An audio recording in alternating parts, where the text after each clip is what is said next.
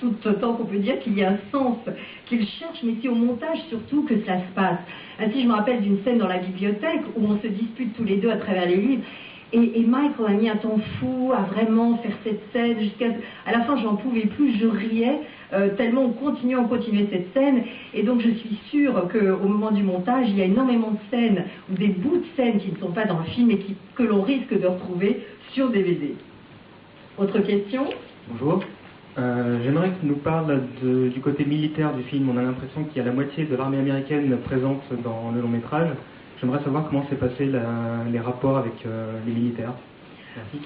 Well, this is a question about the military aspect of the film. I mean, it seems on certain scenes that half of the U.S. Army is literally in your film.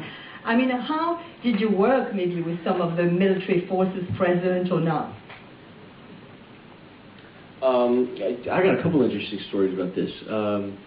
You're going to have interesting answers. I remember when we filmed on a Navy battleship carrier called the USS Stennis, and they were in the middle of war games for the Persian Gulf.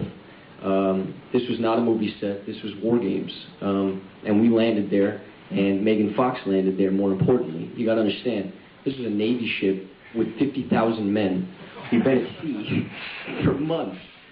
And there's Megan Fox. Now, that's a tough scenario for a woman. I remember you were staying in the captain's quarters, and they're very respectful, of course, but you know the look. There's a look. You want to speak on that? No? Okay. Alors voilà, j'ai en tout cas une anecdote quand on est arrivé évidemment sur ce bateau militaire, cette base navale qui était en plus en plein entraînement par rapport au Golfe Persique et à la guerre. Et imaginez nous deux débarquant, quand je dis nous deux, imaginez surtout Megan Fox débarquant sur ce bateau, parce qu'il y avait quand même 50 000 militaires qui étaient en mer depuis de longues semaines.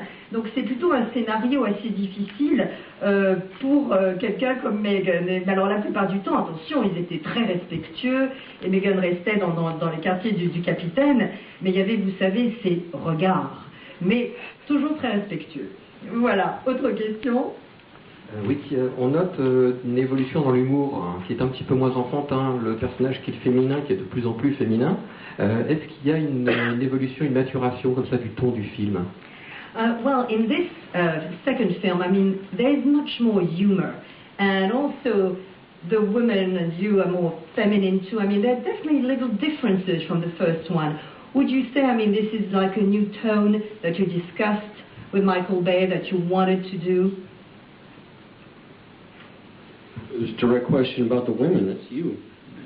And the humor. I thought it's interesting that you say that, because I had an interview earlier today where he asked me what it was like to play such a manly character. So it's funny that you're asking me if it was a choice to be more feminine. It wasn't. I have no choices in anything. I do what Michael Bay tells me to do. That's that. I don't think that's that, but you're being modest. Yeah, I mean, there's definitely more humor. You have to have levity when you have more action. There's no way you can just sit through 2.5 hours of, I mean, you'll lose your mind. So you got to have levity, and that comes in the form of Turturro. Ramon, the addition of Ramon. Ramon is hysterical, kid who plays Leo. And yeah, I think that was a blatant attempt to do so. I think we tried to maintain the things that worked in the first and update the things that didn't.